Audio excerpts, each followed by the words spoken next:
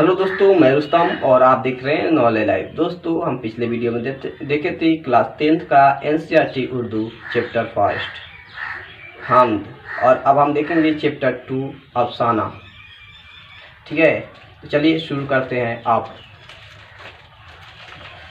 दोस्तों, मुख्तसर अफसाना उर्दू अदब में सबसे कम उम्री और नौखेज सिन्फ है, यानी सबसे कम उम्र की। लगभग इसकी उम्र तकरीबन 100 साल हुआ। फिर कहते हैं अफसाना किसे कहते हैं ना। तो उर्दू अदब में अफसाना एक ऐसी नस्री कहानी है जो एक ही नशिस्त में पढ़ी जा सके। किसी ने यह भी कहा है कि अफसाने में बुनियादी शय वह तासुर है, यानी अफसाना एक ऐसी नस्री कहानी है जिसे एक ही नशिस्त में पढ़ी जा सके। यही अफसाना की अहम तारीफ है। तो इसके प्लॉट, किरदार, मकालमा, स्टेज, लाजमुनसर है। फिर कर है उर्दू का पहला अफसाना नसीर और खदीजा है, जिसकी असात 1903 ईस्वी में हुई और इसके मुसन्निफ का नाम है राशिदुल खैरी। इसके अलावा 1936 ईस्वी के आसपास अंगारे के नाम से एक मजमुआ भी शाया हो चुका था, जो काफ़ी फेमस हुआ। इसके बाद अफसाना लिखने वालों की एक लंबी फहरिस्त तैयार हो गई, जिसमें मुंशी प्रेमचंद और सज्जाद हैदर अलम के नाम भी सामने आते हैं। उर्दू के अहम अफसाना निगारों में इंतज़ार हुसैन, ससिंद्र प्रकाशन, अनवर सज्जाद, बलराज कोमल, गियास अहमद गद्दी, कलाम हैदर वगैरह बहुत अहम है। इसके अलावा सोहेल अजीम अब्बादी, प्रेमचंद्र, सज्जाद हैदर अलम, सादत हसन मंटू, राजेंद्र सिंह बैदी, इस्माइल चुगताई, ख्वाजा अहमद अब्बास, जोगिंद्र पाल, ये भी उर्दू के बहुत बड़े अफसाना निगार है और इनकी खिदमत को हम फरामोश नहीं कर सकते हैं। दोस्तों, ये रहा अफसाना से जुड़े सवाल और उनके अहम टॉपिक्स। दोस्तों, अब हम शुरू करेंगे उर्दू का पहला अफसाना। हमारे निसाब में शामिल है पहला अफसाना सोहेल अजीम अब्बादी का हाफिजान। सबसे पहले हम लोग सोहेल अजीम अब्बादी के बारे में पढ़ेंगे। सोहेल अजीम अब्बादी का असल नाम सैयद मुजीबुर रहमान है। इब्तदाई ज़िंदगी में शायरी भी करते थे, इसलिए सोहेल तखल्लुस करते थे। इनका असल नाम सैयद मुजीबुर रहमान है, मगर ये शायरी करते थे, इसलिए यह सोहेल तखल्लुस करते थे और इनका कभी नाम सोहेल अजीम अब्बादी है। इनकी पैदाइश तकरीबन 1911 ईस्वी में पटना में हुई। इनका पैदा हुए 1911 ईस्वी पटना में। सोहेल साहब एक जमींदार खानदान से ताल्लुक़ रखते थे।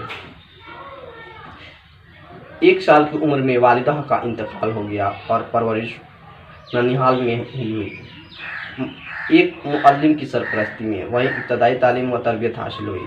वैसे इनका आबाई वतन शाहपुर भदवल है, जो पटना ज़िले में ही वाक़ है।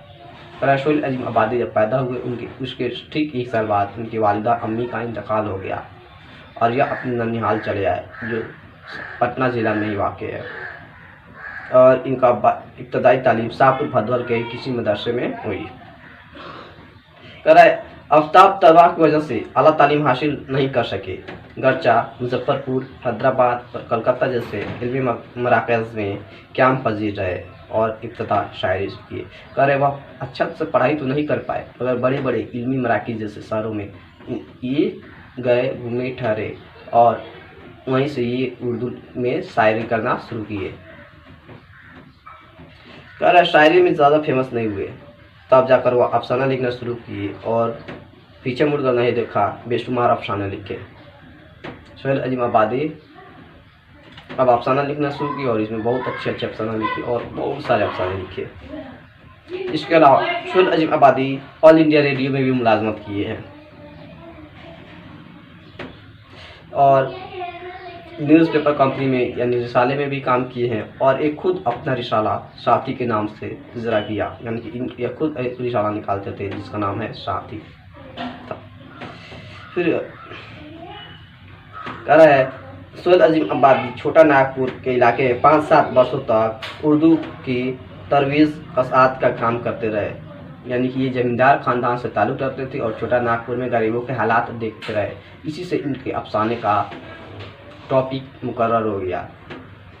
यानी ये हमेशा मजदूरों के एहतसाल और ज़मींदारों के खिलाफ और कमज़ोर तबकों के हकूक़ के लिए मौज़ूआत मुतालिक हुए। यानी कि हमेशा ये गरीबों के लिए अफसाना लिखते थे और ये मुंशी प्रेमचंद से बहुत ज़्यादा मुतासिर थे, इसलिए या उन्हीं की तरह अफसाना लिखते थे। कह रहा है सोहेल अजीम आबादी की किताबों में अनोखी मुस्कुराहट, चार चेहरे, अल्लाह और आदमी के रूप हैं। इनमें 3 अहम किताबें हैं। चार चेहरे, जिसकी असात 1934 ईस्वी है, अल्लाह 1938 ईस्वी में, जबकि आदमी के रूप 1940 ईस्वी में शाये हुई। इनका एक नावल है जिसका नाम है बेजड़ के पौधे। सोहेल के अफसानों की तादाद 125 तक पहुंचती है और इनकी इंतकाल 1980 ईस्वी में हुई। कह रहा है सोहेल अजीम आबादी के कुल अफसानों की तादाद 125 है और इनकी इंतकाल 1980 ईस्वी में हुई। इस तरह से हम सोहेल अजीम आबादी के बारे में देख लिए। अब पढ़ेंगे इनका अफसाना जो हमारे निशान में शामिल है, भाभी जाम। कहानी बहुत लंबी है, इसलिए हम पूरी कहानी नहीं पढ़ा सकते, सिर्फ इससे जुड़े आम खुलासाई बयान कर सकते हैं और आप लोग आपने पढ़ा है इसमें जाकर के पढ़ सकते हैं। देखिए, इसमें सबसे पहले देखेंगे हम किरदार। इसमें सब एक आम किरदार है अख्तर, जो सारी कहानी को हमारे सामने बयान कर रहा है, और इसकी मरकजी किरदार रुकैया भाभी है, जिन पर ये कहानी लिखी गई है। रुकैया भाभी के शौहर का नाम नन्ही है, जो सियासत करते थे और इसी की वजह से उन्हें जेल में ही रहना पड़ता था। रुकैया भाभी की एक छोटी लड़की थी जिसका नाम था रेहाना। रुकैया भाभी एक सिमी नाम की गरीब लड़की का पढ़ाई का खर्च खुद बर्दाश्त करती थी, और एक और लड़की है जिसका नाम है जमीला, वह अख्तर की महबूबा है।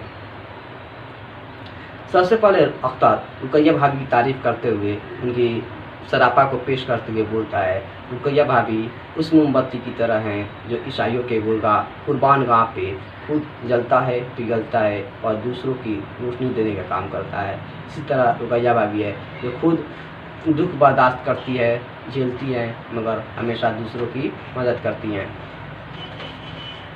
इसके अलावा अख्तर कह रहा है, हम रुकैया भाभी से मिलने आए उनके पास।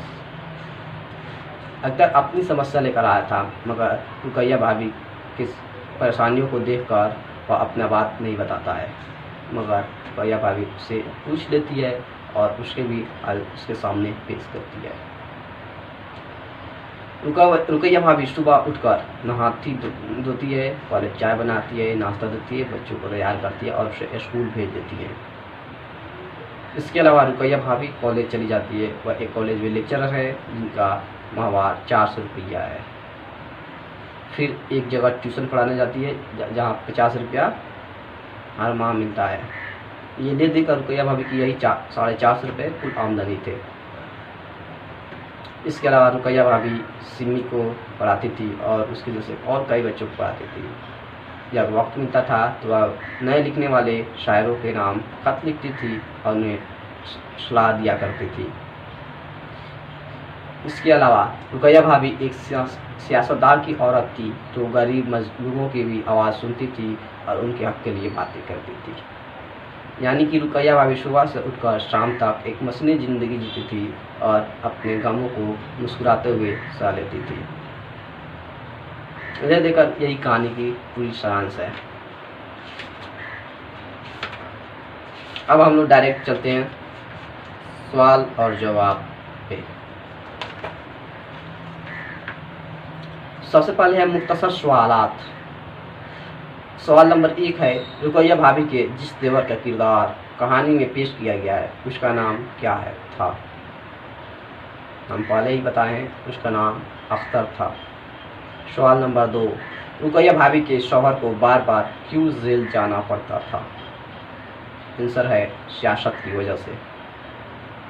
सवाल नंबर 3, रुकैया भाभी के किस लड़की की तालीम का खर्च खुद बर्दाश्त करती थी और क्यों?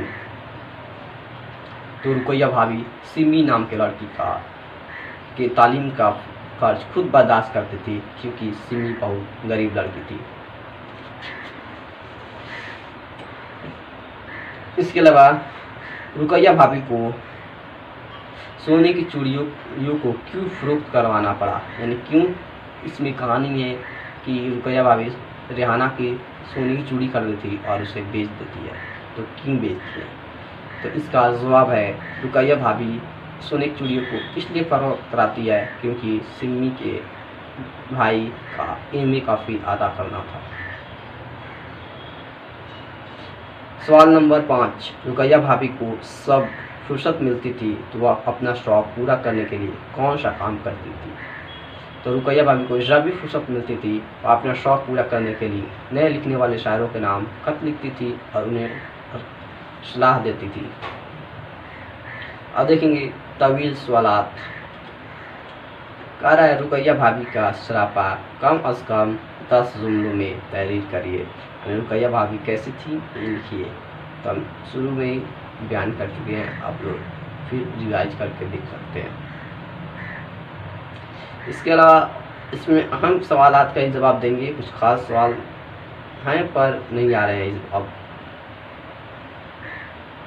फिर सवाल नंबर 3 है, सुहेल अजीम अब्बादी उर्दू के किस अफसाना निगार से बहुत ज़्यादा मुतासिर थे और क्यों?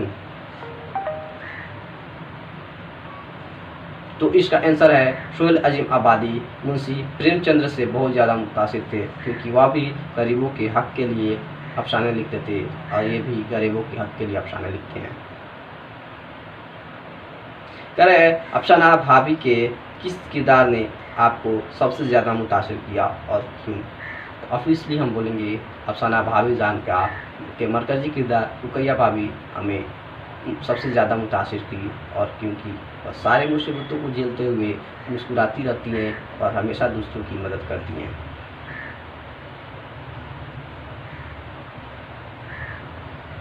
तो अब आज के लिए इतना ही दोस्तों। ये वीडियो आपको कैसा लगा कमेंट सेक्शन में ज़रूर बताएं और हमारे और भी वीडियो पाने के लिए हमारे चैनल नॉलेज लाइफ को सब्सक्राइब करें। तब तक के लिए शुक्रिया।